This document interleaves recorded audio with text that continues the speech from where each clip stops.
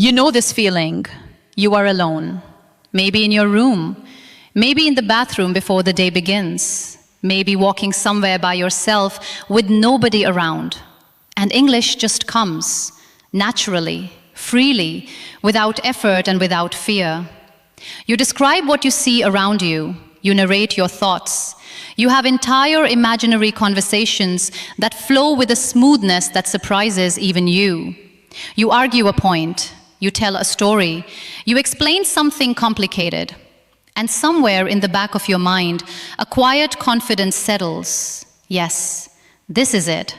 This is what my English actually sounds like when it is working. Tomorrow, when someone speaks to me, I will be ready. Tomorrow will be different. And then tomorrow comes. Someone turns to you. A real person, a real moment, real eyes looking at you with real expectation. And everything that was so available just hours ago in the privacy of your own space simply closes, like a door that was wide open, swinging shut in a single second. The words that were flowing freely are now nowhere. The sentences that were forming effortlessly are now tangled and incomplete. The confidence that felt so solid when you were alone has dissolved into something that feels like its exact opposite. Your heart moves faster, your throat tightens, your mind reaches for words and finds not silence exactly, but a kind of thick fog where language used to be. And the most painful part is not the freezing itself.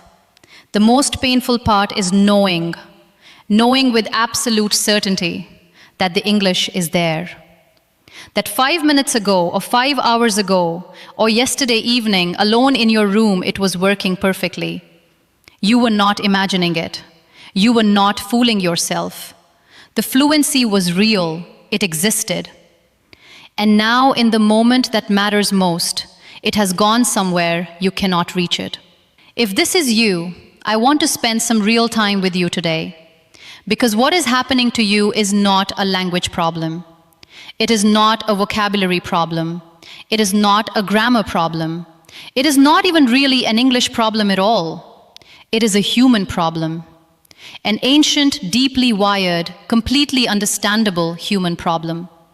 And understanding it, truly understanding what is actually happening inside you when people are watching, is the first and most important step toward dissolving it permanently. Let me take you inside the brain for a moment, because the science of what happens to you in front of people is genuinely fascinating, and more importantly, it is genuinely relieving to understand. When you are alone, your brain operates in what we might call open mode. There is no perceived threat in your environment, no evaluation happening, no judgment possible, no social stakes attached to what comes out of your mouth. In this state, your prefrontal cortex, the part of your brain responsible for language, creativity, complex thought and communication, has full access to everything stored in your memory. It can retrieve words easily. It can connect ideas smoothly. It can produce sentences with the kind of natural flow that feels like fluency, because in open mode, it genuinely is fluency. The English you speak alone is not fake. It is not practice-level English masquerading as something it is not. It is your actual English ability expressing itself in conditions when nothing is blocking it. But the moment another person enters the picture, the moment you become visible, the moment someone is watching and listening and evaluating, a different system in your brain activates. The amygdala, which is your brain's threat detection center, reads the social situation and interprets it through the lens of an ancient survival instinct that your body has carried for thousands of years. Being watched by others, being evaluated by the group, being judged on your performance. These are experiences that your nervous system treats with the same category of seriousness as physical danger. Not because your conscious mind believes you are in danger, but because the deeper, older parts of your brain cannot distinguish between the threat of a predator and the threat of social judgment. Both feel like survival is at stake. And when survival feels like it is at stake, your brain activates accordingly. Stress hormones flood your system. Your heart rate increases. Your breathing becomes shallower. Your muscles prepare for action. And the prefrontal cortex, the language center, the creativity center, the part of your brain that was producing beautiful flowing English just moments ago alone in your room, gets partially shut down. Not completely, but enough. Enough that the smooth automatic retrieval of words and patterns becomes suddenly effortful and unreliable. Enough that the sentences that were arriving without any conscious effort now require deliberate construction that falls apart under the weight of its own self-consciousness. Enough that you freeze. This is called performance anxiety. And in language, it is one of the most universally experienced and least openly discussed obstacles that learners face. You are not alone in this. You are not uniquely broken by this. You are a human being with a human nervous system responding in a completely human way to the deeply human experience of being watched and evaluated by other people. Now, I want to go deeper than the biology, because understanding what is happening in your body is only part of the picture. The other part, perhaps the more important part, lives in your mind. In the stories you tell yourself the moment another person appears. When you are alone, you are not telling yourself any stories about your English. You are simply speaking. The activity and the self-observation of the activity are happening simultaneously, without conflict. You speak, and you hear yourself speak. And the hearing does not trigger anything alarming. It simply informs you that speaking is happening and continues to allow it. But the moment someone else is present, a second conversation begins inside your head that runs parallel to the one you are trying to have out loud. And that second conversation is the one doing the damage. What if I make a mistake in front of them? What if they notice my accent? What if the word I need does not come and they see me struggle? What if they think my English is worse than they expected? What if I say something grammatically wrong and they lose respect for me? What if this sentence goes somewhere I did not intend and I cannot recover it? What if they compare my English to someone else's and find it lacking? This internal commentary, this running parallel self-evaluation, consumes an enormous amount of the cognitive resources that your speaking actually needs to function. Think of your brain's processing capacity as a limited resource in any given moment. When you are alone, almost all of that capacity is available for language production. But when you are in front of people and the self-monitoring internal voice activates, it begins consuming resources that speaking needs. Attention that should be going toward word retrieval is going toward self-evaluation. Processing power that should be connecting ideas is connecting fears instead. And language production, starved of the resources it needs, begins to break down. The freeze is not emptiness, it is overcrowding. Your mind is not blank when you freeze in front of people. It is overwhelmingly full of fear, full of self-monitoring, full of evaluation, full of everything except the one thing it needs to be full of, which is simple present moment attention to what you are trying to say. Let me tell you about someone whose experience will feel uncomfortably familiar. Her name? Call her Hira. Hira practiced English every morning for 30 minutes before the rest of her household woke up. She spoke to her mirror. She narrated her thoughts. She had imaginary conversations with television presenters and podcast hosts and people she admired. Her morning English was genuinely impressive, flowing, natural, confident. She recorded herself occasionally, and when she listened back, she felt real pride in what she heard. This is working, she told herself. I am getting better. I can feel it. Then one afternoon, her workplace held a small meeting. 8 people, a table. Her manager asking everyone to briefly share their update on a current project. 8 people, a table. A question she knew the answer to with complete certainty. An update she had practically rehearsed that very morning while speaking to her mirror alone. When her turn came, Hira opened her mouth. And what came out was a version of her English that she did not recognize. Short, fragmented, uncertain. She lost a word in the middle of a sentence, and the pause that followed felt to her like it lasted an entire minute, though it was probably 3 seconds. She finished speaking, she did get through it, but when she sat back down, she felt the hot, specific shame of someone who knows the gap between what they are capable of and what they just produced was visible to everyone in the room. She came to me and said, "I do not understand. Alone, I can speak perfectly. In front of people, I become a different person, a worse person. Is something wrong with me?" Nothing was wrong with her. Everything she was experiencing had a name and a reason, and most importantly, a solution. But the solution was not what she expected to hear. It was not more morning mirror practice. It was not more vocabulary. It was not better grammar. It was something more specific and more courageous than any of those things. Here is the truth that I need to say plainly, because it is the most important thing in this entire conversation. You cannot solve a people problem by practicing alone. Read that again. You cannot solve a people problem by practicing alone. Your English alone is already good. You know this. The evidence is in your mirror, in your recordings, in every private moment where your language flows freely and naturally. The problem is not your English. The problem is what happens to your English specifically when people are present. And the only practice that addresses what happens specifically when people are present is practice that specifically involves people being present. This sounds obvious when stated plainly, but most learners, when they experience the freeze, respond by going back to solo practice. They practice more in the mirror. They speak more to themselves. They review more vocabulary. They do more of the thing that was already working and hope that doing more of it will eventually transfer into the situation where it is not working. But it does not transfer.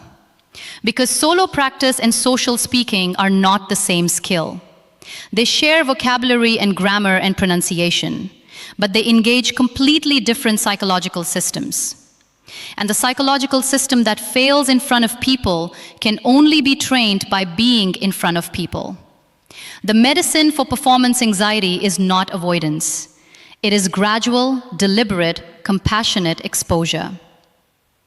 So let me give you the method, not just the understanding, but the actual practice that builds what mirror sessions alone cannot build. The first step is what I call the witness ladder.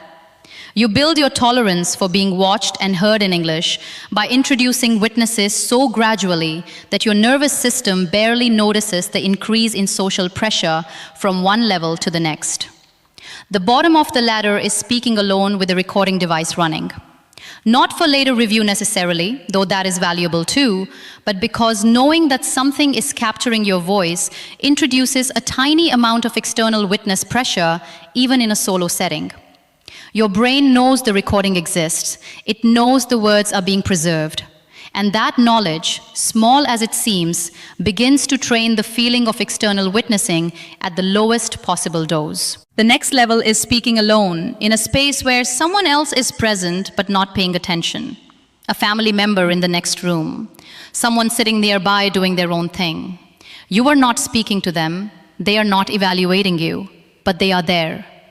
And your nervous system registers their presence and begins to build tolerance for the feeling of another human being existing in the same space as your English voice. The level after that is speaking to one trusted person who has agreed not to evaluate or correct. Someone who will simply listen and nod and let you finish. Not a teacher. Not someone whose opinion of your English matters to you in a way that creates pressure. Someone safe. Someone warm, someone whose presence you can practice bearing without the evaluation anxiety activating fully. Then a small group of people who are all learning together. Then slightly more formal small group settings. Then presentations to increasingly larger and less familiar audiences. Each level practiced until it begins to feel ordinary before moving to the next one. This is not rushing. This is building genuine neurological tolerance for social speaking by exposing your nervous system to increasing doses of the very experience it has been trying to avoid. The second practice is called intentional imperfection. This one is perhaps the most uncomfortable and the most transformative. You deliberately make small mistakes in front of people, and you deliberately do not react to them with shame or correction. You let the imperfect sentence exist in the air, and you continue speaking as if it does not define you. Because here is what the freeze is actually protecting you from. It is protecting you from the experience of being imperfect in front of witnesses. If you never open your mouth, you can never produce an imperfect sentence in front of someone. The freeze feels like failure, but it is actually your brain's most successful strategy for avoiding the specific thing it fears most. And the only way to teach your brain that imperfect public speaking is survivable is to survive it. Repeatedly, on purpose, until surviving it stops feeling like survival and starts feeling like ordinary Tuesday. The third practice is redirecting the internal commentary. Remember the second conversation, the one running parallel inside your head while you are trying to speak, the one cataloging every possible way the current moment could go wrong. You cannot silence that voice. Trying to silence it actually makes it louder, but you can redirect it. You can give it something specific and present to focus on, instead of the abstract catastrophizing that freezes your language. When you feel the internal commentary activating in a social speaking situation, redirect your attention with extreme deliberateness to the other person, not to what they might be thinking of your English, to them as a human being. What are they actually expressing right now? What do they actually need from this conversation? What is the genuine meaning of what they just said? This outward attention, this real curiosity about the actual person in front of you, is the most powerful circuit breaker for performance anxiety that exists. Because it is almost neurologically impossible to be genuinely curious about another person and simultaneously be catastrophically self-conscious at the same time. Genuine curiosity and performance anxiety occupy opposite ends of the attention spectrum.